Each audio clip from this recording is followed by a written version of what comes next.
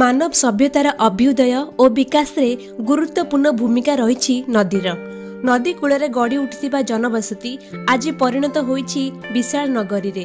भारत भली कृषि प्रधान देश रे नदीर महत्व काहे केते, सेथिपई हिंदू धर्म रे अनेक नदी को भगवान को तुल्य पूजा करा जाए, जेउथिरु गंगा अन्यतम। कहीं केउ जुगरु कथा रही जे गंगा पानी स्वच्छ एवं पवित्र, किंतु आपण जानते कि यह केवल धर्मीय विश्वास नुहे, यह पछरे वैज्ञानिक कारण मध्य रही।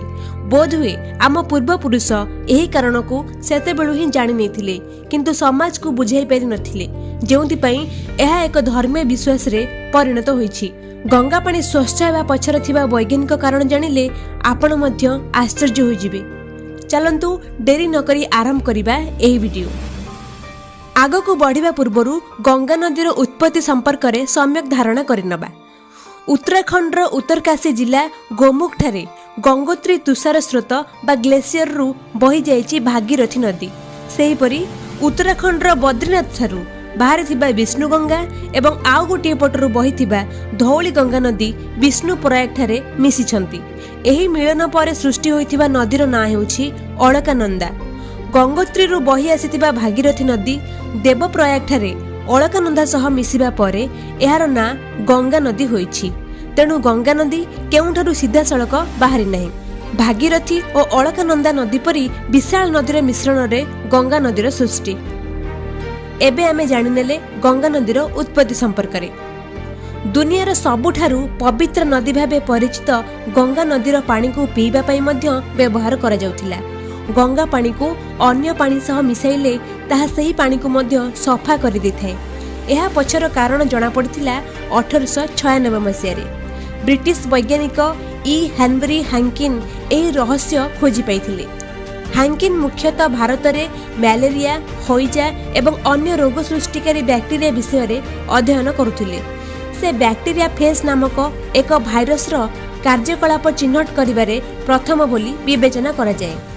बैक्टेरिया फेज एपरि एक भूताणु जहाँ अन्य बैक्टेरिया को खाई नष्ट करिथाय। गंगा एवं जमुना नदी जल रे एही भाइरस थिबा से जानिबा को पाइथिले। परीक्षा पई हानकिन किछि पानी रे हईजा भली रोग सृष्टि करुथिबा बैक्टेरिया नेथिले। सेथिरे से किछि गंगा नदीर पानी मिसाई 3 घंटा छाड़ी देथिले। परे सेथिरे थिबा बैक्टेरिया नष्ट हो जाइथिबा से जानिबा को पाइथिले। सेहीपरि 1927 रे हईजारे मृत्यु घटिथिबा किछि लोकंक मृतदेह गंगा नदी रे भासुथिला। सेतेबेले French microbiologist Felix D Herelle मृतदेह भासुथिबा नदीर सेही स्थान रे बैक्टेरियार संधान पाई उद्यम करिथिले, किंतु ताहा मिली नथिला। एहा छड़ा पहाड़िया अंचल दे नदी बही आसुथिबारु गतिपथरे एहा अनेक औषधीय वृक्ष संस्पर्श रे आसीथाय। तेणु सांगरे सेही औषधीय गुण मध्य नै आसीथाय। एही सबु कारणरु गंगा पानी स्वच्छ और अमृत तुल्य बोली लोके मानुथिले, किंतु दुखर विषय जे प्रकृतिर सबु दान को कलुषित प्रदूषित करिबारे लागिछि मनीष। गंगा नदी भी एथिरु बाद पड़िनी। समतल भूमि रे प्रवेश करिबा परे एही दुर्लभ जिनिस तार गुण हराउछि। नदी रे प्लास्टिक पॉलिथिन ठारू आरंभ करी सबु प्रकारर वर्ज्य वस्तु पकाई मनीष एहाकू नष्ट करिबारे लागिछि। सेतिपई गंगा नदी पूर्व भली एहार स्वच्छता बजाय रखि पारिनी। जदि एही प्रदूषण रे मनीष विरति दियंता तेबे गंगा नदी रे एबे मध्य सेतिक शक्ति रहिछि जहा द्वारा एहा निजे निजको पूर्ण थरे स्वच्छ एवं पीबा योग्य करि पारंता, जहार झलक कोरोना पई जारी कटकणा बेले देखिबाकू मिलिथिला। मनीष समाज सचेतन होई पारिले दीर्घ वर्ष पर्यंत प्रकृति आम उपकार रे लागि पारंता। आशा करूची वीडियोटी आपनकू भलो लागिथिबो।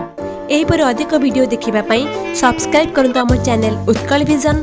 शेयर और लाइक करने को भूलिबेनी।